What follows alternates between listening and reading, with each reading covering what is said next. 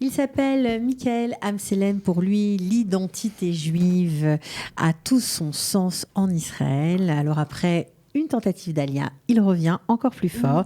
Il nous explique voilà, pourquoi il aime être ici et vivre ici. C'est Michael Amselem, c'est parti.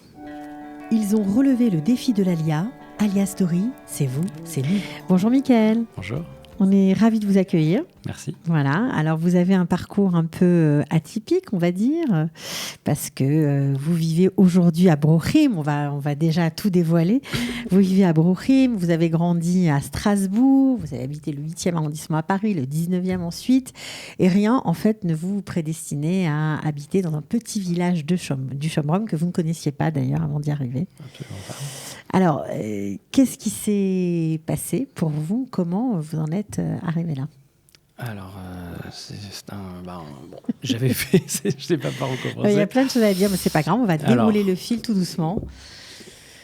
J'ai grandi à Strasbourg, ouais. Très belle communauté. J'estime avoir de la chance d'avoir grandi là-bas. Il y a beaucoup de gens qui nous disent ça. Oui, c'est une chance. Quand j'étais petit, il faisait froid, je ne comprenais pas. Mais en quittant Strasbourg, on se rend compte que c'est une communauté extraordinaire. Pourquoi? Parce que les gens sont ouverts, les gens sont... C'est les gens de très belles valeurs. Il y a un sens de l'étude, un sens de la communauté, un vrai sens de la communauté. Juste à voir j'ai envie de dire l'architecture de la grande synagogue du centre communautaire, elle est hors norme dans le sens, elle n'est pas comme toutes les autres qu'il y a en France, du moins à Paris ou ailleurs. Elle est ouverte, elle est généreuse, elle est moderne. Les gens sont droits, sont discrets et peuvent être aussi très généreux. Généreux dans leur savoir aussi, dans le partage de ce qu'ils savent. Il y a un sens de l'étude. Ouais. Il y a un sens de l'étude. Il y a une qualité de vie. Une vraie qualité de vie. Alors, passion de l'étude, oui, mais vous avez développé aussi une passion du peuple juif et plus globalement de l'identité juive. Oui, alors effectivement, ça m'est venu donc, après mes études à Paris. Il y a un concours qui a été organisé par une université juive américaine du nom de Brandeis. Et la question faisait écho à ce que j'avais étudié en cours sur la question donc, du renouvellement identitaire. Qu'est-ce qui va faire comment faire pour renouveler l'identité juive à titre individuel ou collectif? Qu'est-ce que c'est que l'idée du renouvellement? Ça veut dire... Il y avait un chouette prix à la clé, donc vous étiez super motivé. Il y avait un prix extraordinaire, et donc j'étais très motivé, mais en dehors du prix, le sujet était passionnant. Et je me suis dit, il faut que je sois le cobaye de cette expérience. Et le défi, c'est de savoir se renouveler, c'est une chose, mais il ne faut pas se trahir. Comment être profondément juif et en même temps gardien des mitzvot tout en se renouvelant. Gardien de son identité tout en étant nouveau. Et sans se perdre, il ne s'agit pas de se perdre, il s'agit d'être encore plus authentique ou encore plus réalisé. C'est très israélien aussi. Oui, absolument. Complètement. Mais ça s'apprend. Ça, vous ne le saviez pas encore? Je le savais pas, non, exactement. Je le savais pas, je l'avais pas compris comme ça. Ouais. Ça veut dire que Israël, c'est un pays qui se renouvelle en permanence. C'est pas ma théorie personnelle, je l'ai lu d'ailleurs dans un livre. Des académiciens ils le sortent et tout. Oups. C'est un pays qui se renouvelle en permanence et c'est pour ça que c'est un pays qui est passionnant. En France, je pense qu'on a une tendance à chercher toujours dans le passé. Alors c'est extraordinaire, ça a ses vertus, parce que ce sont des ressources, mais est-ce qu'on arrive à se projeter dans l'avenir? Est-ce qu'on arrive à voir au-delà de nos frontières? C'est une bonne question. Et donc avec ce concours, ça m'a obligé à parcourir ce questionnement en lisant des livres et en lisant en observant des vidéos. Vous êtes questionné sur les enjeux de notre société, la place des femmes, la place des libéraux, la place des homosexuels. Absolument. Regard du judaïsme sur eux. Qu'est-ce qu'on fait? Qu'est-ce qu'on doit faire? Qu'est-ce qu'on doit penser? Absolument. Vous êtes autorisé à penser, en fait. Je me suis autorisé, je me suis dit, exactement, je me suis donné l'autorisation de tout penser. Je me suis dit, je dois être libre dans ma tête, ça ne coûte rien. C'est dans la tête. J'ai le droit de poser des questions, j'ai le droit de me créer des avis. Peut-être j'ai raison, peut-être j'ai tort. Peut-être je me trompe, mais au moins, il faut que j'avance, il faut que je réfléchisse. Comment vous avez fait pour vous autoriser à penser, pour aller plus loin? Vous avez fait quoi? Vous avez lu des livres, alors voilà, des vidéos? il faut du contenu. Ce contenu, il vient c'est des vidéos, c'est des livres. Et en lisant certains livres, on aboutit, j'ai envie de dire, je ne vais pas dire certaines, je vais pas dire de conclusion, mais on arrive à des étapes. Et une des étapes, c'est de comprendre que pour comprendre vraiment ce que c'est que l'identité juive, déjà, chaque identité juive, par exemple, les Juifs de France, en fait, la réalité, c'est qu'on est des Juifs d'Afrique du Nord en France. Donc, on n'est pas vraiment des Français, mais bon, on est quand même très influencé par le cadre culturel français. C'est-à-dire que chaque Juif qui vit dans un pays où qu'il soit, est influencé par forcément, par on le est cadre, forcément, on est influencé dans le cadre et la culture ambiante. Et les conséquences, c'est, comme on dit, tov ou bara. Ça veut dire dans le bien ou dans le mal. On peut être changé, pour le bien, on peut être enrichi, mais on peut être aussi appauvri. Ouais. Et ça, la difficulté, c'est qu'il faut en être conscient. Et ça, c'est pas simple. Et ça, c'est avec ce concours-là. Avec ce concours-là, j'ai beaucoup travaillé. Vous êtes passionné, en fait. C'est un processus qui dure depuis 10 ans. Ouais. Le processus que j'ai rencontré des Juifs américains, qui eux sont réformés beaucoup, des Juifs, donc des courants libéraux, etc., depuis 200 ans. Alors, qu'est-ce que je me dis? Est-ce que je vais continuer à me dire, oui, ils sont de mauvaise foi? J'en tiens pas compte, ils sont libéraux, je les exclus? C'est pas possible. Ce n'est pas possible.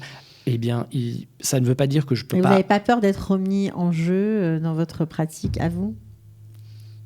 Moi, ce qui compte, c'est d'être dans un rapport de vérité. Et je ne veux pas être dans un rapport où...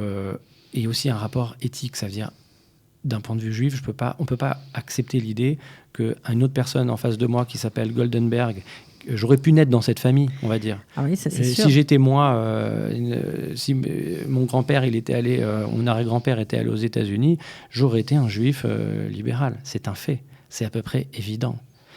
Donc et c'est comme les juifs russes. Les juifs russes, on leur a interdit toute dimension spirituelle.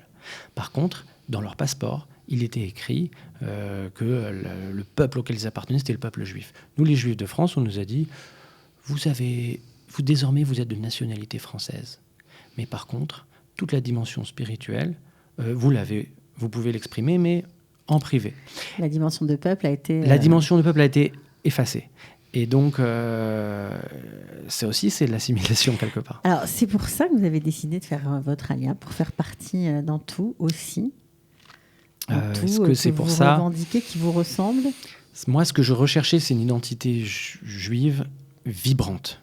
Et pour avoir une identité juive vibrante et en mouvement et agitée et où ça se passe, objectivement, les grands hubs du peuple juif, le hub du peuple juif, le centre du peuple juif, c'est Israël. Ça, il n'y a pas de doute, je pense. Par contre, les États-Unis, c'est aussi un centre. Et la question, c'est est-ce que la France, Paris, pourrait être un centre? Ça, c'est la question. Et alors après, ou même les Juifs de France... Parce qu'il maintenant, il y a 2 Juifs de France. Pour être une référence en Israël? Je ne vais pas employer le mot être une. Ça peut être une référence. Et oui, je pense que les Juifs de France ont quelque chose à apporter. Aujourd'hui, il y a les Juifs de France, notre groupe social, sociologique, machin chouette. Il y a les Juifs de France en France. Et aujourd'hui, il y a les Juifs de France en Israël. Et c'est vraiment extraordinaire, je peux le dire. Kalita fait partie. Et cette organisation qui a permis de structurer et d'organiser le judaïsme de France en Israël, qui devient quand même une force significative, intéressante et visible.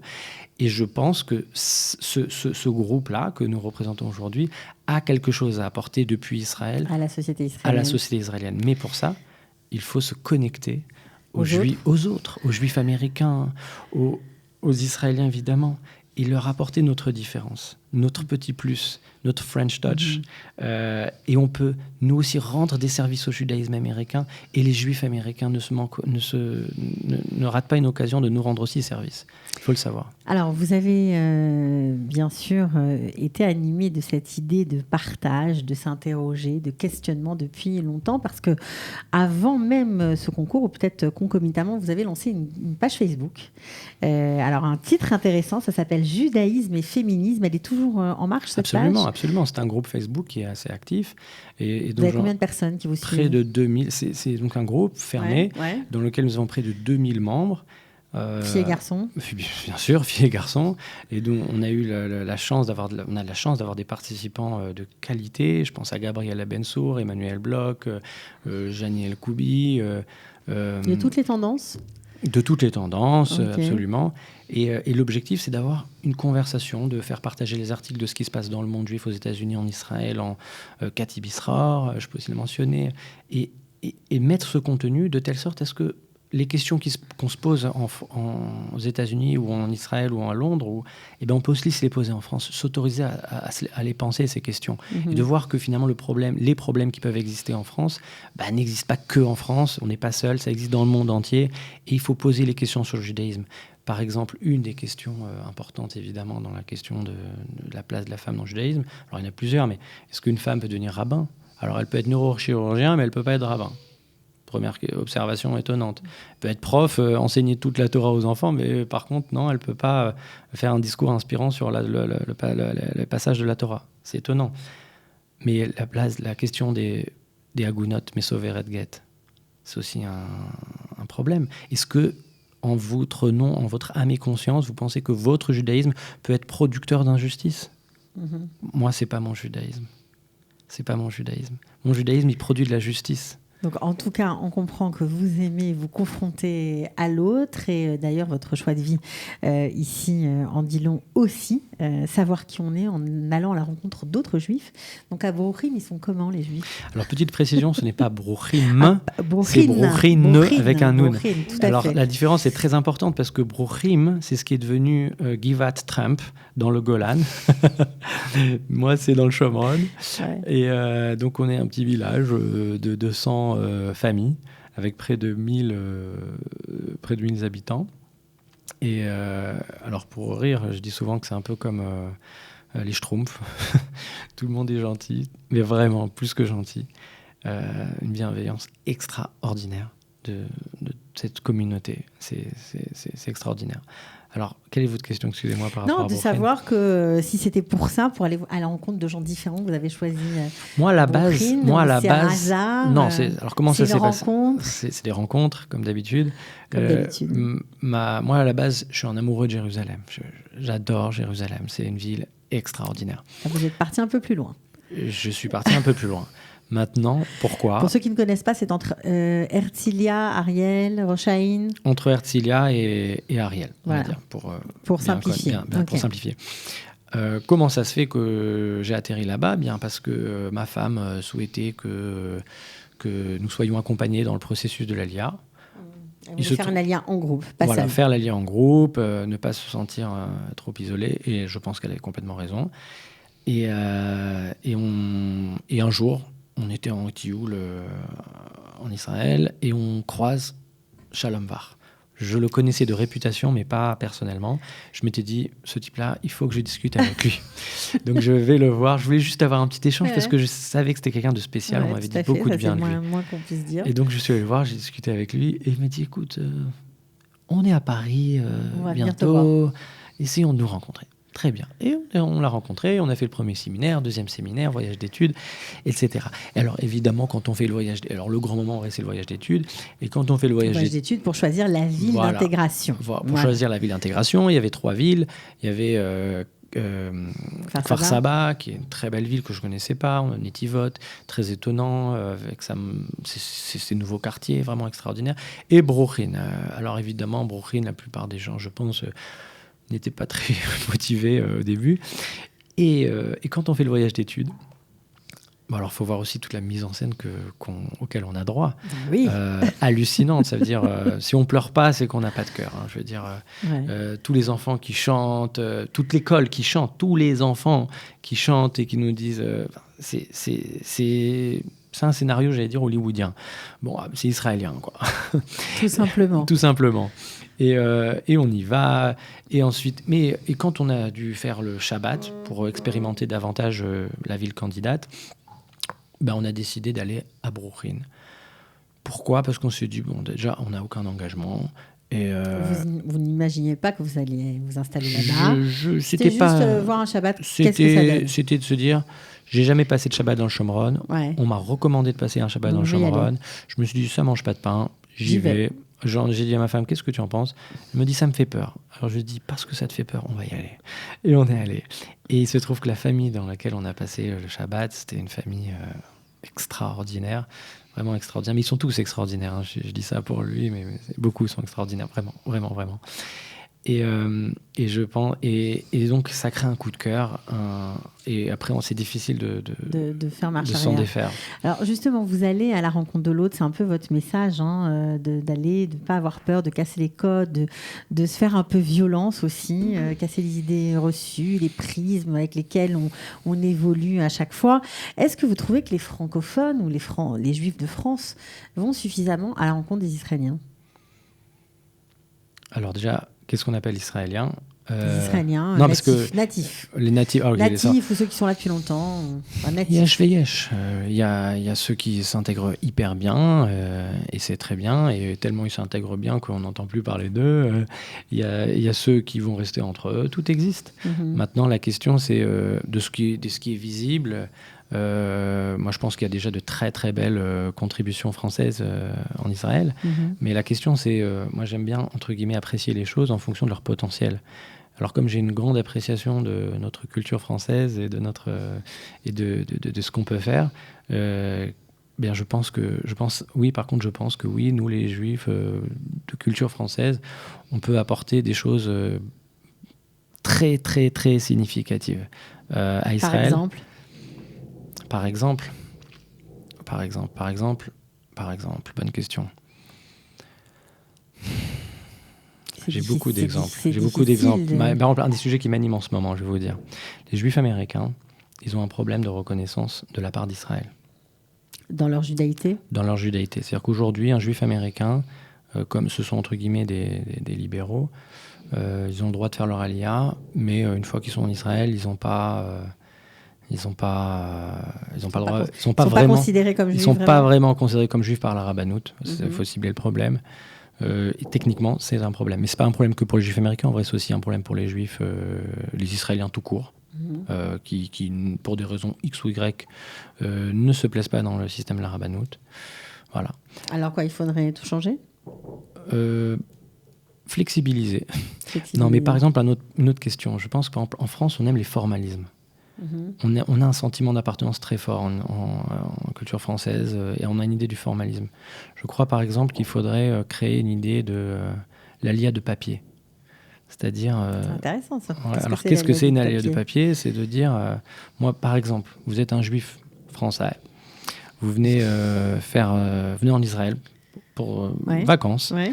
Vous tombez, vous vous cassez, je sais pas, le bras, un truc pas méchant, on va dire. Mais il faut quand même aller dans un centre de soins, etc. Vous allez où ? Au Terem. Combien ça vous coûte ? Minimum $100. Pour moi, c'est pas l'incarnation du rêve sioniste. Pour moi, l'incarnation du rêve sioniste, c'est déjà, vous n'êtes pas un Français, vous n'êtes pas considéré comme un Français, j'aimerais qu'on soit considéré comme des Juifs en Israël.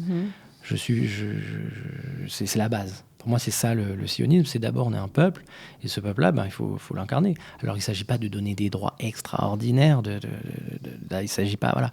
Il s'agit juste de donner une carte d'identité, une forme de Teudat Zehut, qui serait d'une autre couleur peut-être, mais qui donne des petits droits, et qui font que déjà pour Israël, ce sera plus simple de gérer administrativement tous ces juifs, et que ces juifs auront une meilleure traçabilité en cas où il y a des questions. Par exemple, vous avez mal garé votre voiture, si vous êtes un Français, vous aurez plus de facilité à échapper.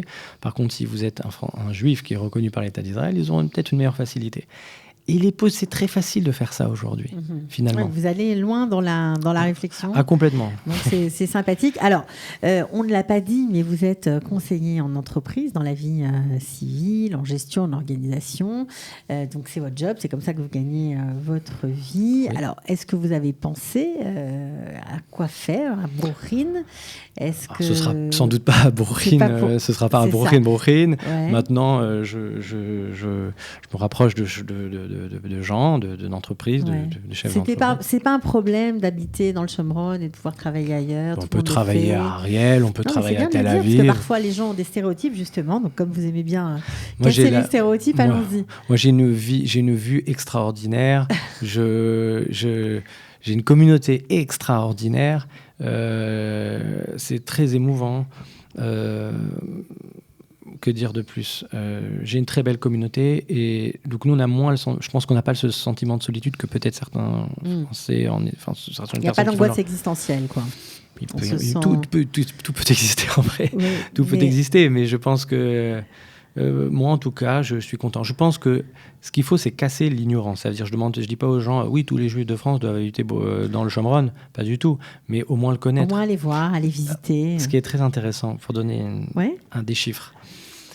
Parmi les Juifs qui habitent dans le Shomron, il y a 5% d'Israéliens, 15% des Olim américains, 15%. Très intéressant les chiffres. Et les Français, combien on est?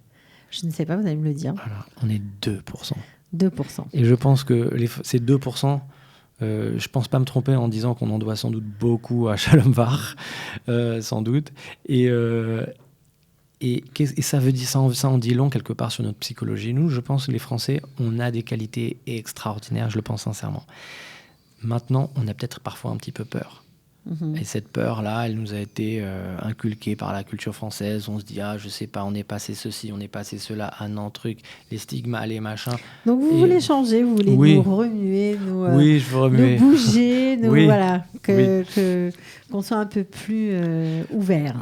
Mais on peut faire des contributions extraordinaires. Par exemple, le positionnement souvent qu'on entend de la part de juifs francophones en Israël, quand ils veulent faire de la politique. Et c'est très bien qu'il se passe des choses et qu'il y a eu du mouvement ces dernières élections, et j'espère aux prochaines aussi, et qu'il y aura plus de succès encore. Souvent, le message qu'on entend, c'est on aura des candidats français qui vont aider les francophones dans leur alia. Bien sûr qu'ils ont raison. Mais moi, ma posture, c'est de dire non. Il faudrait avoir une position où on dit, nous les francophones et les juifs, nous on va apporter notre contribution, notre petite touche qui va faire que Israël sera encore meilleur que ce que c'est, qui va faire que ce sera encore plus solidaire, qui va faire que ce sera encore plus vivable, que ce sera encore plus je ne sais quoi. Et je pense que c'est de cette façon qu'on s'intègre. Je ne sais plus qui disait, j'avais entendu récemment quelqu'un qui m'avait dit ça, en Israël, pour s'intégrer, il faut aider les autres. Et quand on aide les autres, c'est comme ça qu'on s'aide soi-même. Et c'est plus que profondément vrai. Et donc, c'est aussi vrai à titre individuel qu'à titre collectif. Donc, si on est devant un leader, si cette personne vient et dit on va aider à créer une nouvelle industrie en Israël. Aidons les autres. Quoi. C'est un peu en aidant, message. on s'aide soi-même. Bon, on va finir comme ça. Je trouve que c'est un joli message de fin. On avait encore plein de choses à dire, mais on ne peut pas non plus faire des émissions trop longues. Donc, on va s'arrêter là. Mais en tout cas, merci beaucoup, Michael Amselem. Bon retour à Bourg-en et puis plein de bonnes choses en Israël. Merci. En tout cas, pour vous et votre famille. À très bientôt. Merci. Ils ont relevé le défi de l'Alia. Alia Story, c'est vous, c'est nous.